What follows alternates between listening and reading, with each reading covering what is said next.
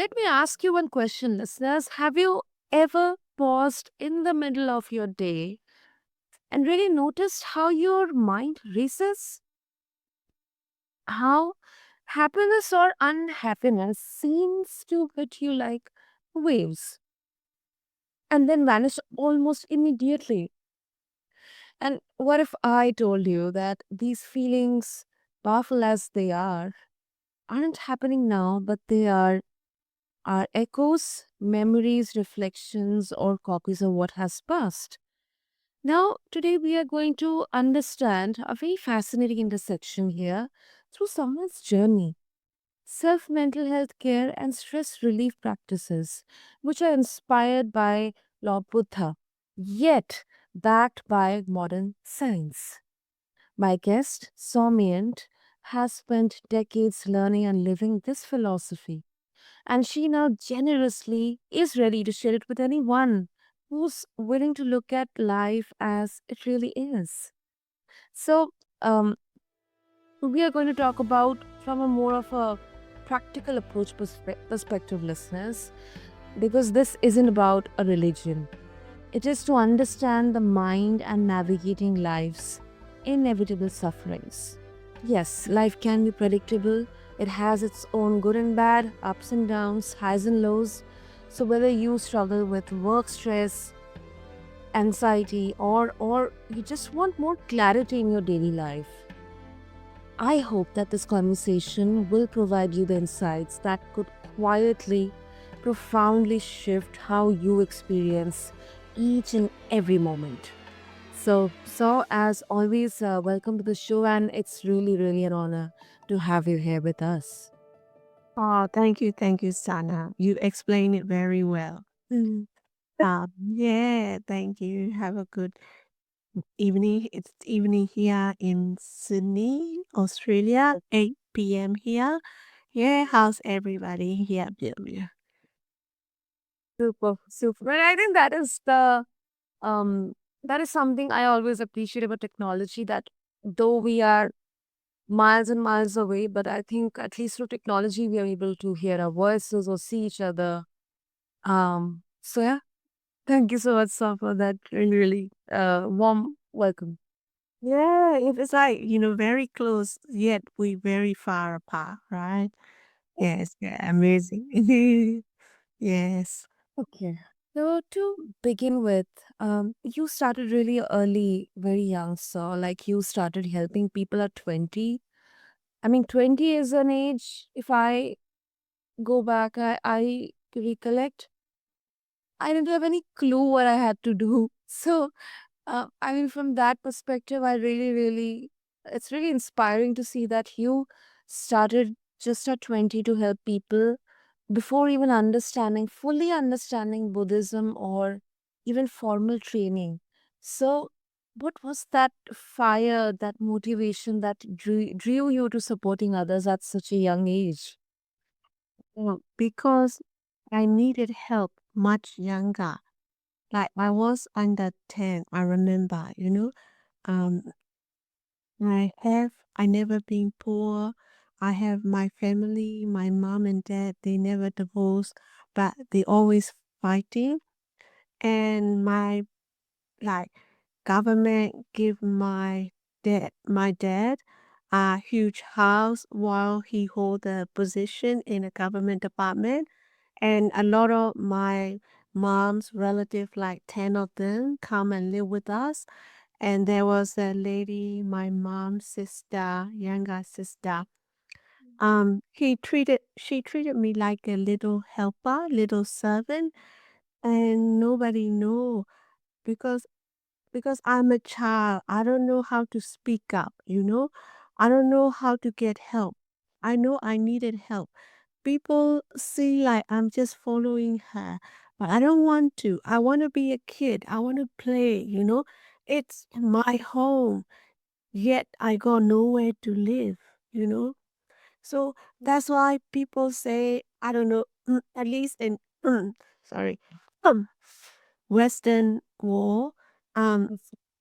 people is very careful about how you treat your child or any child because children don't know, they like they're not able to think themselves.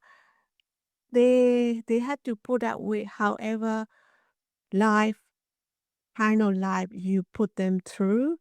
Um, that's why I think adults need to be careful. So when I was very young, I needed help. I don't know how to speak up, how to get freedom. In my mind, I always want to be free. That's why when I was 20, I can feel when someone needs something. I can put myself in their shoe. I know how they're feeling.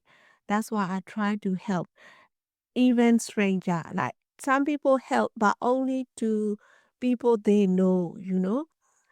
That's why people say, you know, don't ask anything before you give value. So people don't like stranger asking for help, but I help anyone I come across.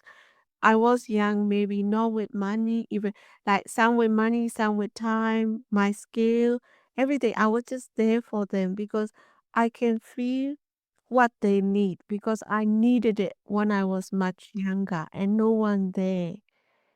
I have my whole family, a big house, but I don't know where to live in a big house. Um, and my auntie, she probably single and selfish. She doesn't put herself in my shoe. She didn't do what's best for me. She did what best for her, and then I have to suffer as a result. No, what kind of a child would want to follow adult like 30 year older than her? Like, you know, they want to play, you know, like, and if you stay with the child, you do what's the child best interest, not your best interest. Like I have two children. I'm like a servant to them. I do everything. I don't ask my children to do anything for me. And she's not my mom. She has no right. Like, I mean, she live in my home. I don't live in her home, you know. So I had suffer. That's why I can put myself in other people's shoe and I help. I was only 20. Yeah. Yeah. Wow. It And may sound a bit sensitive for many of our listeners, but I can, I mean, it is so inspiring because um, this is not coming from a perspective of, blaming anyone or the circumstances, but I think you turned around all these adversities, the suffering, into your strength, your power, and now you are yeah. helping people um, to get that help and guidance, which maybe, maybe they couldn't, because I think in such situations and circumstances, um, many people they don't have that liberty to open up or speak up. They kind of Yeah. get stuck. So I think that's exactly um why you were able to start very young, because people have this misconception that, oh my God, she's young, she wouldn't understand my pain and my suffering. But I think that is something you kind of flipped the entire script. And that is Yeah. something Because, yeah. When I was young, but I had so much experience. It also depends on your experience. Yeah, yeah. Like, yeah, that's how you learn. But now I forgive and forget everyone, including my auntie. So that's how I win her. That's why I want to give back what I learned. The Buddha saved me. That's why I'm trying to save others. Mm, mm. Lovely, lovely. Thank you so much, Saw, for being open and sharing that. And I think it is very safe to say that, if I can take something, that I think sometimes our earliest choices, they set the foundation for our whole approach to life. Yeah. Uh, and that's how we're able to give the gift um, to others as well. S- Now, I would like to bring in, to for our listeners to explore the turning point in your life, when you had the spiritual awakening. Um, at 30, you started following Buddha's teachings. Uh, Yes. was there a particular defining moment that led you to this path, or was it more of a gradual, like, multiple moments or events? Okay. Um, I tend to religion because I want to solve my issue. I think there's a few way people solve their issue. They go and seek help like psychiatrics um,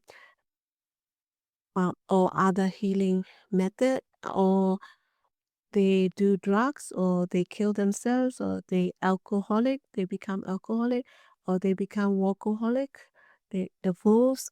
But my way of getting help is I turn to religion. Okay, that was my big why. But then I continuously grew from there.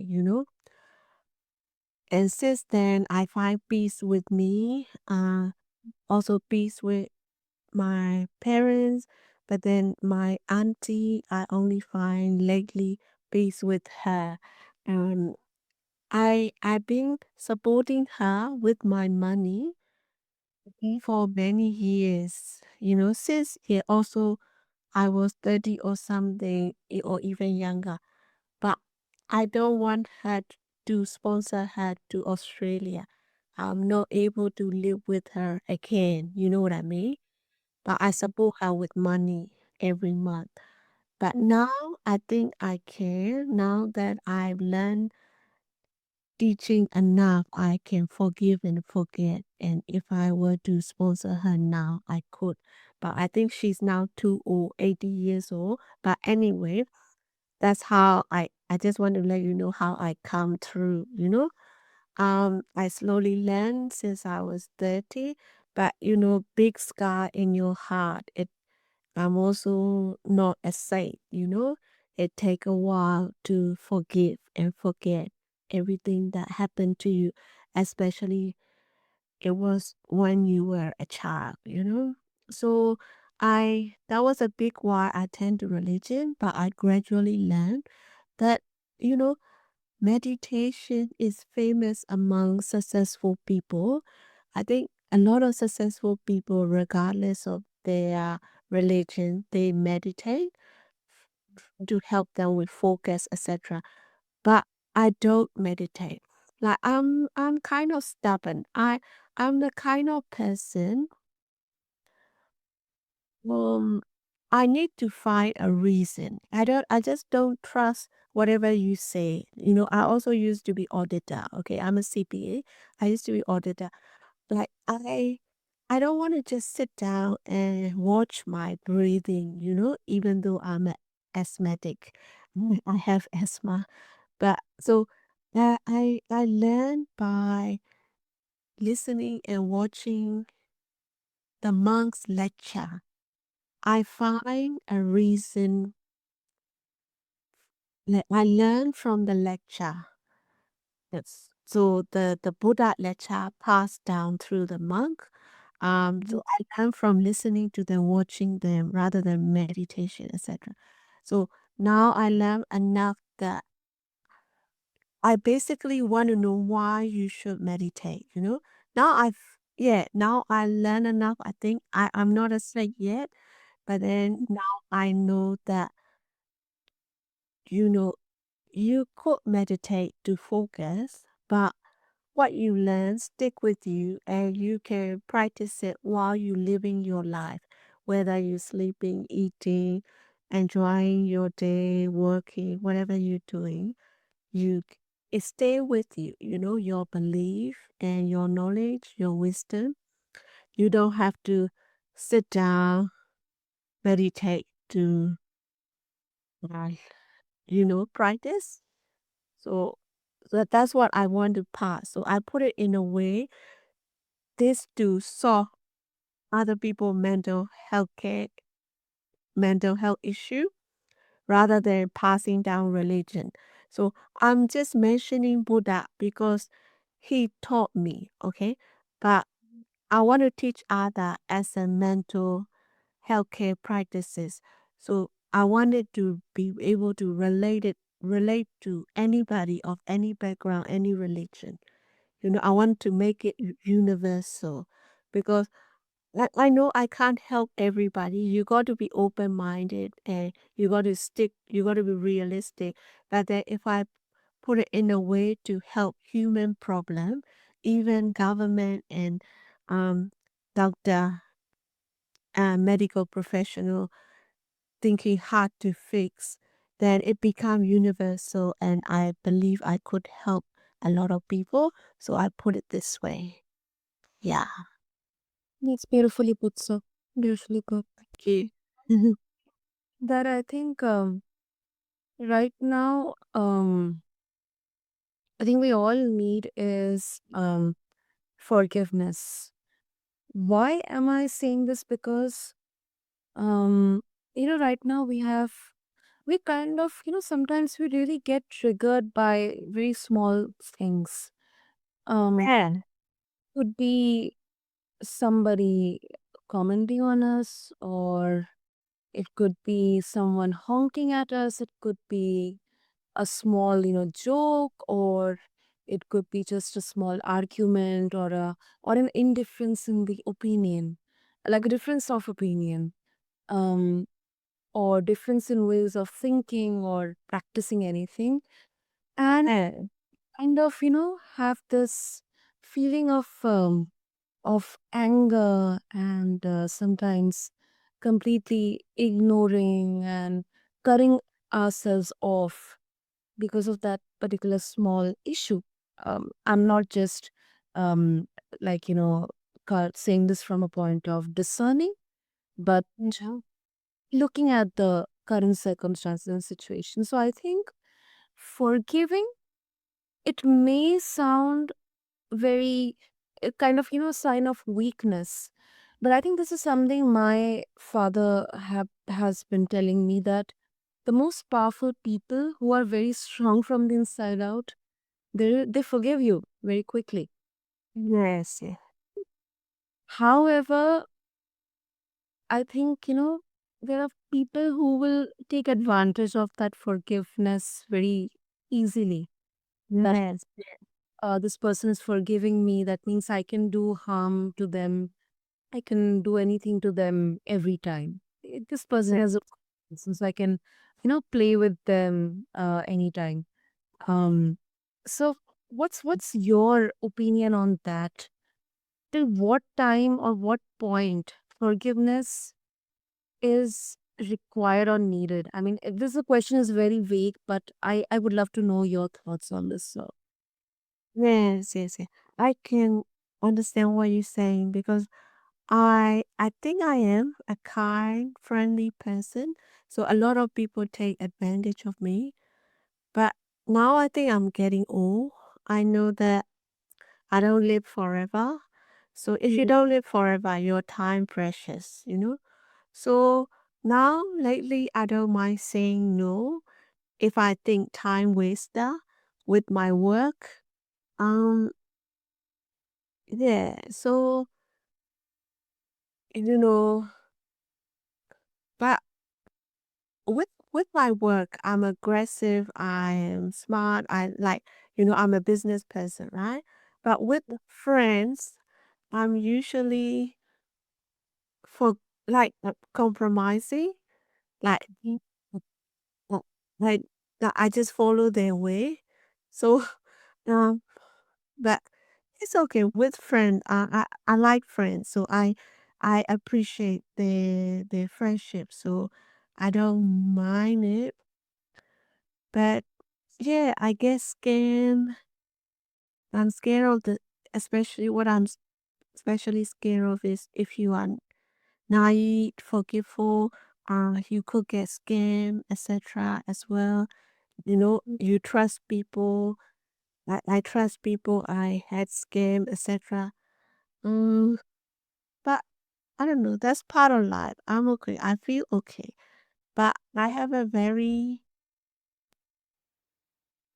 I don't know. If I'm also a little bit stubborn, I think. If I don't do anything that I don't want to do.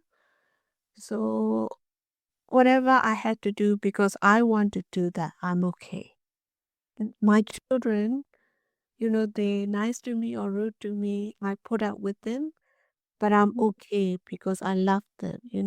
So um it's okay. You forgive or not, as long as you can accept it.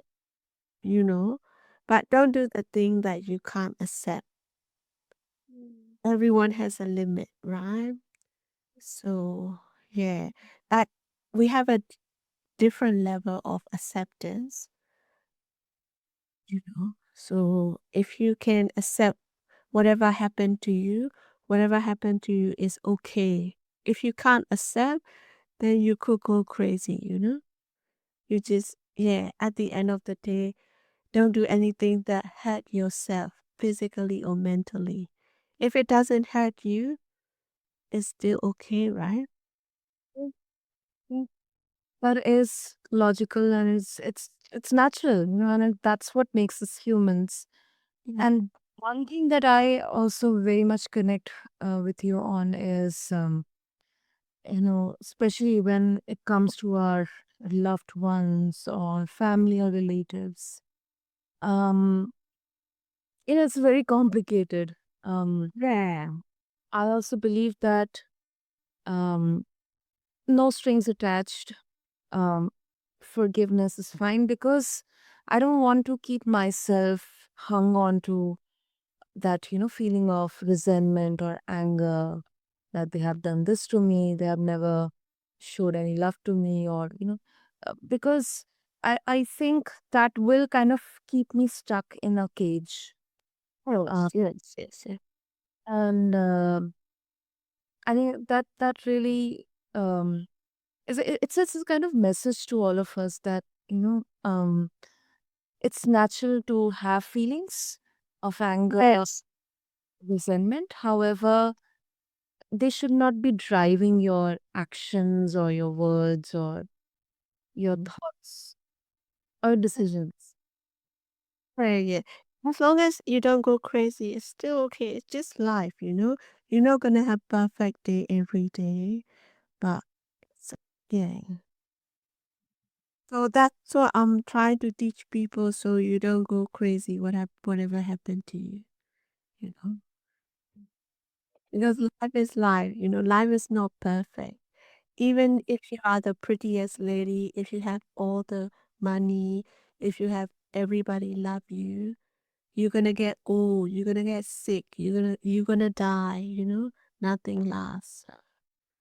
Yeah. Mhm. And so, you talk about mind and body changing billions of times per second. You had explained this beautifully in our last podcast on the mindful living. So, how emotions are often, how did your personal journey lead you to connect these teachings with modern science, if you can share? Modern science. Uh, the modern. Uh, it's backed by science. Science. I don't know if it's modern science, but it's science. Okay, so Buddha said everything is mind and body, okay? So your mind or other people's mind, your body or other people's body, living or non-living, still body, okay? So there's only two things in the world, mind and body. Because to understand difficult subject, we have to make everything simple, yeah? So mind, all we have is mind and body. And science say mind and body are moving millions of times per second. Example, we aging every second. Our cells are changing every second, but we only realize it every 10 years, right? I only realized when my hair started to, go white gray. It never go back whatever I do. Um, yeah. So, uh, and as a human, we look different, we speak different language, but we all have only two main feelings: satisfied and satisfied, happy or unhappy. Okay, so our feelings are right. We should feel that as a human, we feel that, but they have to base on something. And they base on mind and body because we only have mind and body in the world. But science say mind and body are moving millions of times per second. So our feelings are based on the thing already past. So we play catch up. So we having a feeling on side effect. They all side effect. Things already passed, but we having a feeling of memory or imagination or reflection or like things that are not alive or things that are past. And so, if it's not here, why should we feel too attached to, why should we feel too much, just let it go because it's not here anymore. It's memory, it's just our addiction, our imagination. Yeah, that's how I think science relate to how I want to solve people's stress. So if you're stressful, whatever you stress on is already gone. Just take it easy, you know. But you think it's still here, but the truth is it's gone. What is here is your memory, your imagination, your addiction. If you look at it carefully, if you look at yourself instead of your environment, you can see that we just addicted to whatever happened. Just let it go because nothing ever lasts. Like good things, like good food, good sex, good drugs, they don't last. Bad thing, earthquake, flood, uh, I don't know, war, they don't last. So nothing ever lasts. So don't get attached. So you might be happy and happy. We still human, we feel that, but then just let it go because our feelings are based on nothing. Like you and me, we in the two different places in the world. We not here together, but we acting like we are here together, right? I'm just hearing your reflection. You hearing my reflection. I'm not here with you. You not here with me, right? So our feelings are we judging each other on reflection, you know. So in reality, right? But it's hard to see that. But if you have this belief, you'll be okay. Just believe in it. Like if you have children, they don't listen to you, half of them. But because you have believed that they are your children, you put up with them. If you have this belief, life will throw things at you because of this belief, you'll be okay. Okay? So we all have all these beliefs and we act in such a way that align with our belief. Yeah. I think so. What do you reckon? Sure. Makes sense. It definitely makes sense because um I mean researchers out there, people have been studying it. And then there are lived experiences. So we cannot, I think, ignore the fact that, um all of the components, this wholeness of us, our mind, our body, our soul, um, our emotions, they're all connected. They're beautifully connected. And I think that's the beauty of the creation, um, as a nature as a whole, or maybe this universe or cosmos as a whole, of which we are a part. And I think this intersection is what it is making, this method both spiritual and practical. So I think that is definitely a perfect explanation for the skepticism out there as well. If people would ask questions about this. Yeah, yeah. If they're open minded, they're realistic, they know that this is what I'm saying is the facts. It's not fancy, nothing fancy. It's science. It's That's why I said backed by science, because everyone can relate, all human can relate science, right? It's a universal. So yeah, it's not wishy-washy. Yeah. And before we wrap up, um, because now you're going worldwide with your teachings, um, what advice would you give someone who's open-minded, but they're struggling to face the facts of their own life? And you're not the only one. Most of us are like that. And Buddha said, there's only water and sun in the world, like soil. And he said, there's a lot of soil. Most of the, half of the world is the soil. But then he picked up some sand and in his hand, and he said, there's a lot of soil. I can only help a handful of soil, like that. So as a human, we are a little bit crazy unless we are safe. It's okay to be that, okay? I'm also, yeah, but just slowly practice. You just trying to help yourself.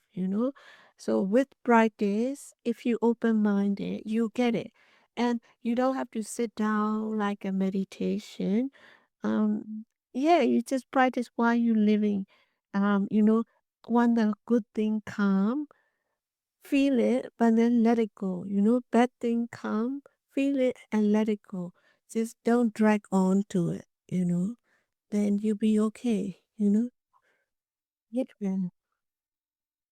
that is really good to hear. And I think the best part of this conversation is hearing your personal growth, your could be obviously the suffering or maybe the painful experiences, but now they becoming your teaching to others. I think it is powerful, and I think it also reminds us that mental health isn't about just about self. It's also about community. Yes. Um. Yeah. Uh-huh. You can, like, if you have suffer and then you escape, you can teach other, you can help other. I had a lot of psychiatrics that they not themselves, so they have suffered, they learn. That's why they want to become psychiatrist. They teach other. If you if you life comfortable, nothing bad happened to you, you're not gonna go out there and also teach others, right? Well, Yeah. brilliant. And so if listeners they would like to start with this journey and get access to your teachings, your resources, what should be the easiest medium? Please just reach me on my Facebook. Please put it on your note, yeah?